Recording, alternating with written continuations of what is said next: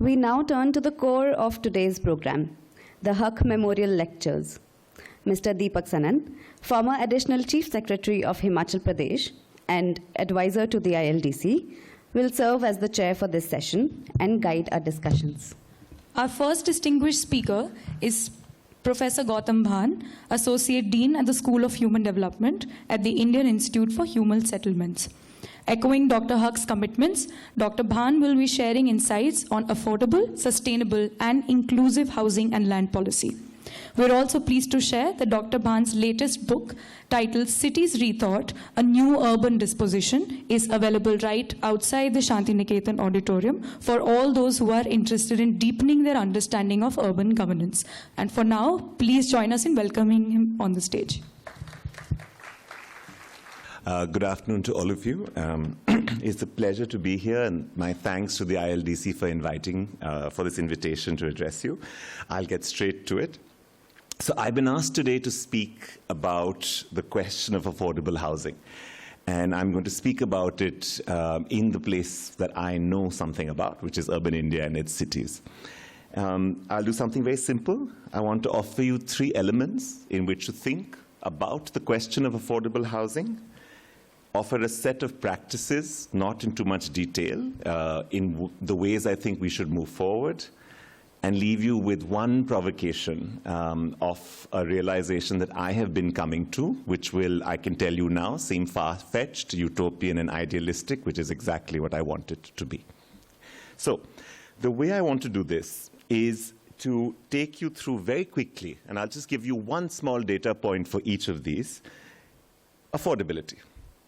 So if you're going to think about this, I want to take us through actually what the status of urban housing markets in India are, before I tell you what we should do about them.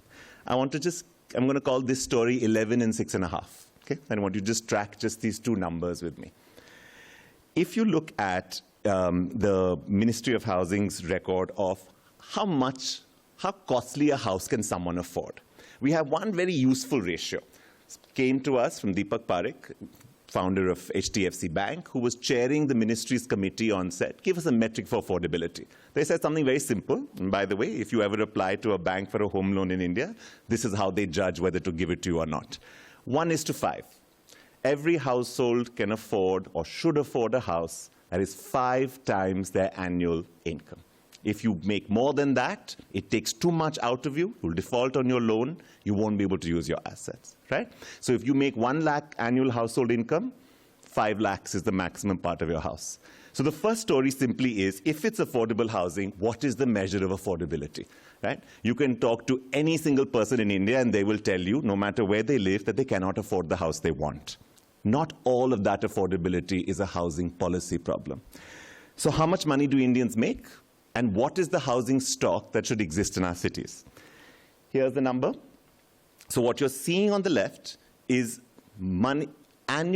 household income for people in million-plus cities, okay? I just want you to see this, million-plus cities. So these are our biggest cities, our richest cities. This is the best-case scenario of affordability, okay? I'll do the maths for you myself.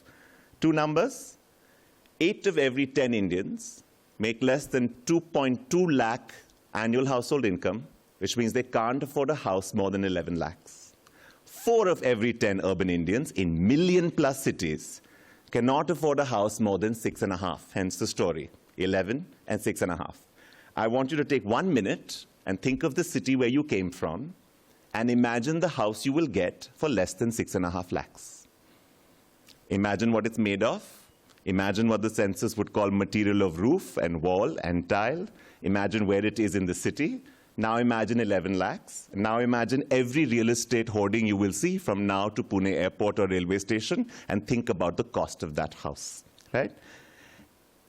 You don't have to take my word for it. Every market analysis, this is Monitor Inclusive Markets, tells us, just look at the top line, 7.5% of Indian urban households engage in the real estate market. The bottom 62% cannot enter the real estate market, right? By the way, this is a very good way to do if you do consulting, which is that note that the bar width of 7.5 and 62 is the same. when actually it's a 7.2 should be a thin sliver. If one of my students gave this to me, I would fail them in Statistics 101. But it's clever.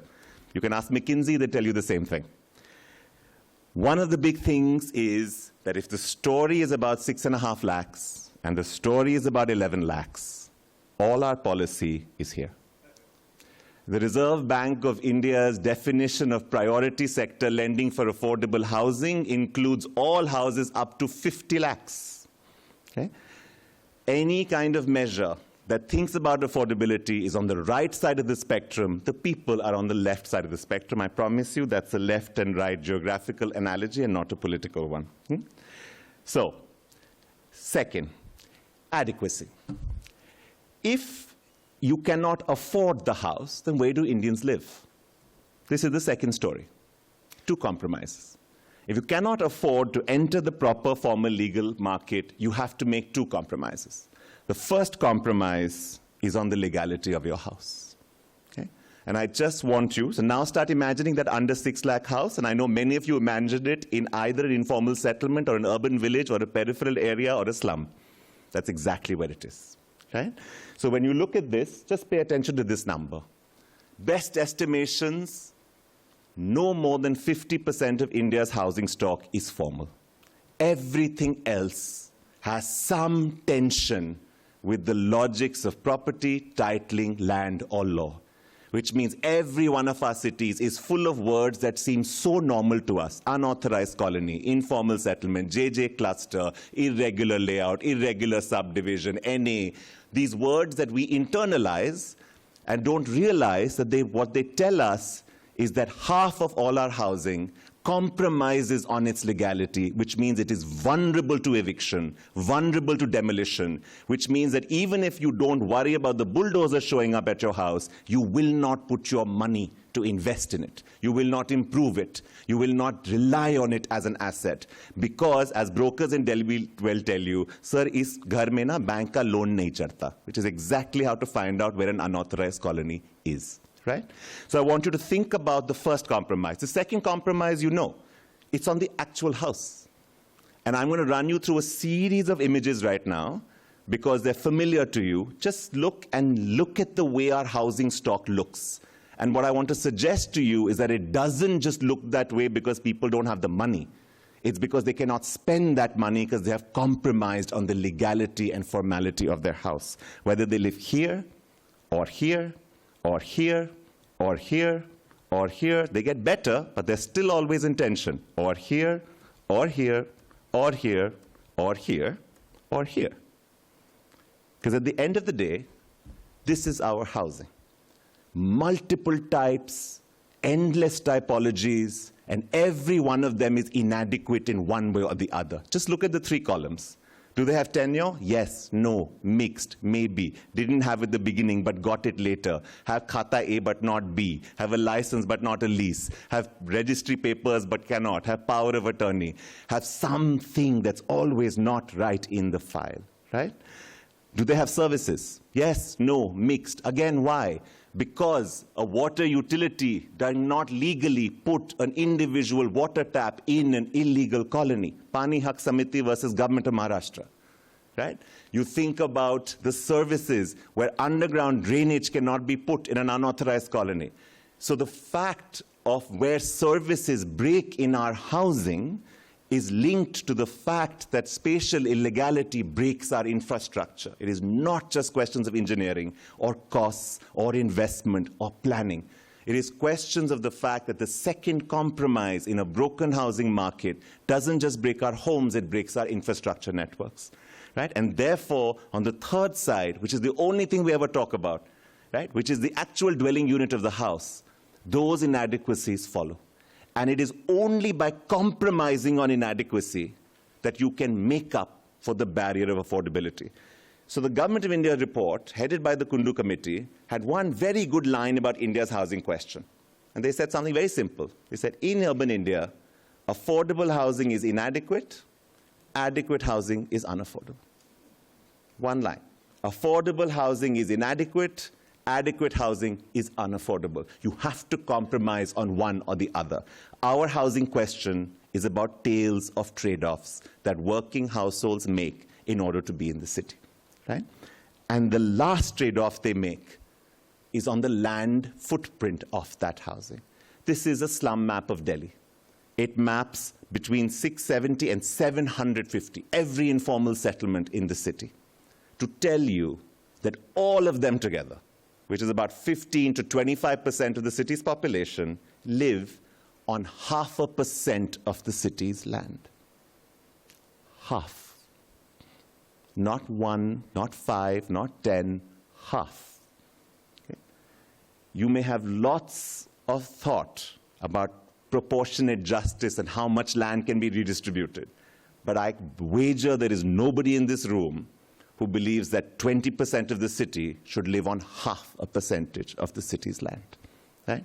And that's the third tacit compromise, that inadequacy concentrates in housing forms that no one should have to live in, okay? The third story is the story of viability, okay? Viability is the distinction between houses not being housing. Every single person, the migration panels before lunch, who comes to the city does not come for quality housing. They come for work. And they will choose housing that gives them proximity to work every single time. So that's my third story, the story of Duri and Paas Hona, proximity. The question of the link between livelihood location and housing location. Real estate folks are very fond of saying location, location, location. Workers also say location, location, location, but with a different ethic.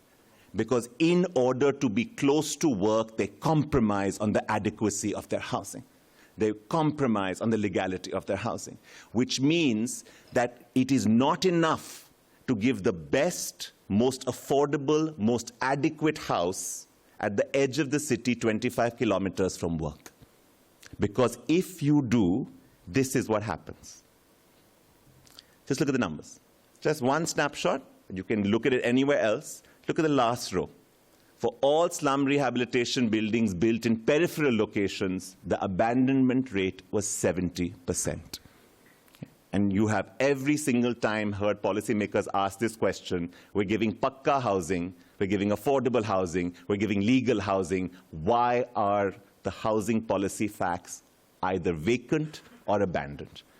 It is because housing that is not viable, that is not proximate to work, is not housing that people can actually live in. So these three things, this framework of affordability, adequacy, viability, this is our housing question. And the thing to realize about this question is that they are and conditions and not or conditions. If it is affordable and adequate but not viable, it fails. That's your peripheral pakka resettlement colony. If it's affordable and viable, which is the inner city slum located right next to work, it will fail on adequacy. If it's adequate and viable, which is the house I live in, it will fail on affordability. And conditions, affordable and adequate and viable. This is one of the reasons why housing policy is so difficult to get right, because we keep trying to fix one of these three, but not all of these three. And the truth is the housing question requires all of these three. And every household is making a trade-off between them. There is no utopic way to get all three together. So what we must struggle with as policymakers, as practitioners, as researchers, is what's the acceptable trade-off? How can I minimize the adequacy drop when affordability goes up? How much adequacy am I willing to give up for viability? How much viability am I willing to give up for affordability? We need, as researchers, to understand that different households make these trade-offs differently. So if you give each set of households a capital housing grant of 5 lakhs, they're all going to spend it differently, not because they're inconsistent or illogical or naive or lack awareness, because they make different trade-offs between affordability, adequacy, and viability. And those trade-offs have to be respected and anticipated, because they're not beneficiaries. They are agents and citizens making decisions for their households, right? So, given this, the last part of what I want to do is to give you a sense of what we've been doing. And I'm first going to give you a list of complaints, because I have the mic, and so I have one right to critique, and then I'm going to give you a set of propositions. So bear with me for a second. What I've tried to show you very briefly and there are 100 more data points, is that state and market failures in urban India define a broken housing market. There is no way to look away from this. And the reason I say it's a broken housing market is because the affordability, adequacy, viability fights are not just for the income poor, but go all the way up to the 80th percentile of our market. That's why the question of 8 of every 10 matters. We talk about illegality and encroachment and only think of the slum, when the unauthorized colony is exactly the same tension with the law. If 50% of the housing stock is formal, which means half of the people are informal in some ways, people are not on the wrong side of the law. The law is on the wrong side of people. Right? If you think about roti, kapda, and makan, you have to mean it. Makan cannot exit stage right while roti and kapda remain social protection and basic needs, and housing becomes a commodity that is only to be turned into real estate. We have to understand the failures of this market. I have neither a deeply pro-state position nor an anti-market position. But I respect markets enough to say that when markets tell me they're not going to reach below 30 lakhs because there's no profit margins, we listen to those markets. We don't pretend the market is going to give us the 6.5 lakh house. We don't pretend the market is going to give us the 11 lakh house. Right? And if you ask developers, they would tell you the same thing. So the question then is, how do you act within the broken market? But our problem is that all our policies remain focused on the upper end of affordability.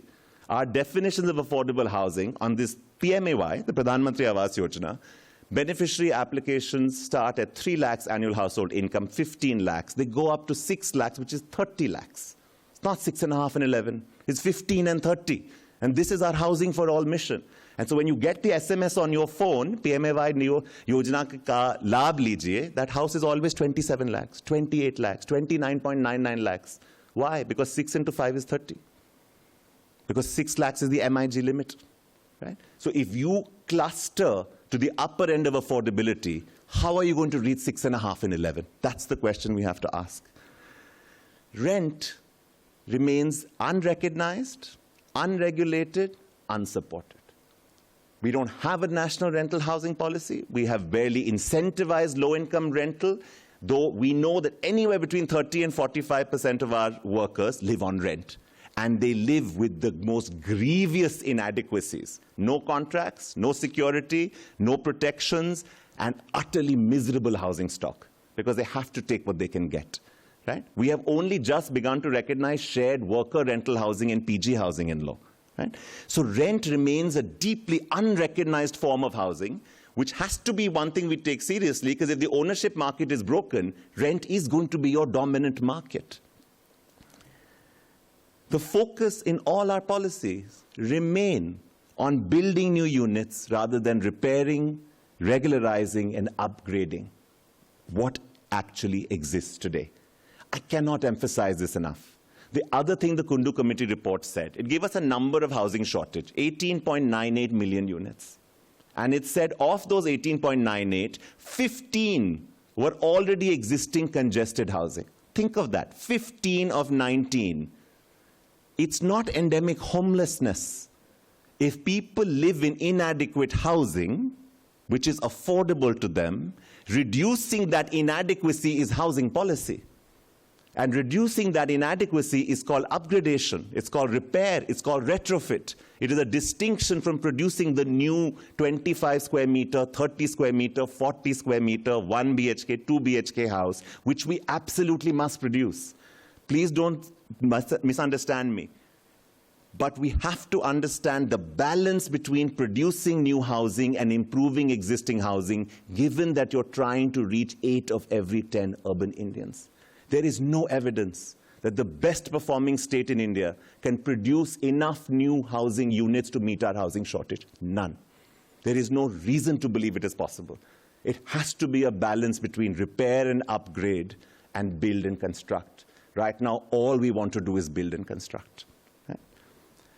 There is the question of maintenance that I will move because of time. The focus remains on units. It seems almost utopic to return the question of land and to remember that the question of housing is the question of wage and the question of housing is the question of land, and I'll come back to this.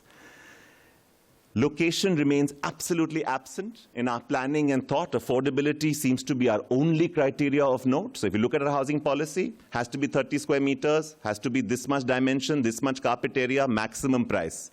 Nothing about where it is. And then the repeated viability failures of abandonment return and surprise us. They shouldn't. And while I think that technology and new construction techniques and prefab printing and precast and sustainable materials are absolutely essential, they are good, they must be used, they cannot fix systemic fault lines. Okay? And this is the hill that I will die on very happily. Okay? So, what do we do? In my last minute, upgrade. The Delhi Development Authority in the last 20 years has demolished more homes than it has built.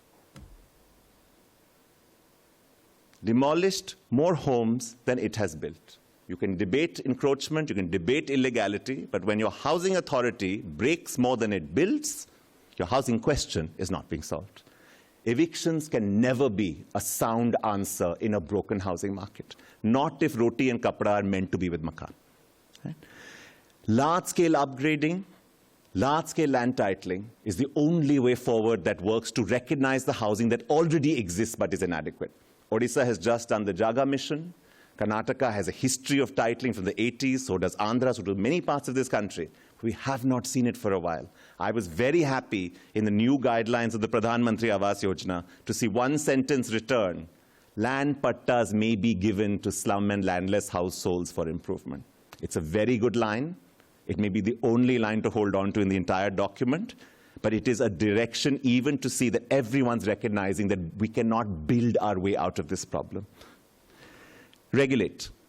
We've got to get our regulation to focus on the 11 lakh and below part of affordability and not the 30 lakh, 40 lakh problem. I'm going a bit faster. Redistribute. The question of land redistribution, particularly in non-metropolitan urban India, has to be brought back on the table. It can absolutely be a deep fight. Immediately when I say land redistribution, people think of deep Bombay. Please forget Bombay for 5 minutes. Urban India is not Bombay and not Delhi and not Bangalore. There are places where land redistribution is not the fight we imagine. Right? The point is to get our attention to those non-metropolitan urban futures. Recognize, particularly small p private markets. That's not a typo, but a logic. Really use our ability in planning to think about reserving land that protects the affordability in viable locations. Again, Pradhan Mantri Awas Yojana 2.0 and 1.0 had the notion of the affordable housing zone. Brazil passed a city statute talking about the zone of special social importance. Without reservation through statutory planning documents, we are never, if we do not take some land off the market, every inch of our cities will be real estate. And there is just no way around that question. And it is not a fault of developers. They are doing exactly their job. It is our job to regulate where they can play and where they cannot.